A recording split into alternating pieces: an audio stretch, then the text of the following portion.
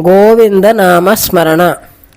పూర్వం ఒక ఊరిలో ఒక బ్రాహ్మణుడు ఉండేవారు. ఆయన ప్రతిరోజు దేవతారాధన చేస్తూ ఉండేవారు. నిత్యము ఎవరో ఒకరు ఆయన ఇంటికి అతిథిగా వచ్చి భోజనం చేస్తూ ఉండేవారు. అలా ఇంటిలో వారందరూ కూడా ప్రతిరోజు అతిథికి భోజనం పెట్టి తాము భోజనం చేసేలా నియమం ఏర్పాటు చేసుకున్నారు. అలా ఒకరోజు ఆ బ్రాహ్మణుని ఇంటికి అతిథి రాగా ఆయన ఆ బ్రాహ్మణునికి ప్రీతిపాత్రమైన గోవును తమకు ఇమ్మనమని అతిథి కోరినారు. ఆ బ్రాహ్మణుడు అందుకు ఒప్పుకొనలేదు.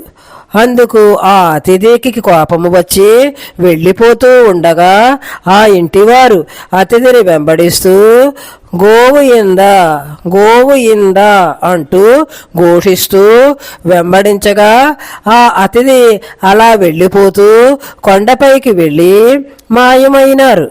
గోవు ఇందా గోవు ఇందా అన్నది గోవింద గోవింద అని వారి గొంతుకులు ప్రతిధ్వనించినది. శ్రీ స్వామియే వారి చేత గోశబ్దాలను పలికించాలనే ఉద్దేశంతో ఇదంతా చేశారు. అటువంటి గోవింద అనే శబ్దము స్వామికి ఎంతో ప్రీతిపాత్రమైనది.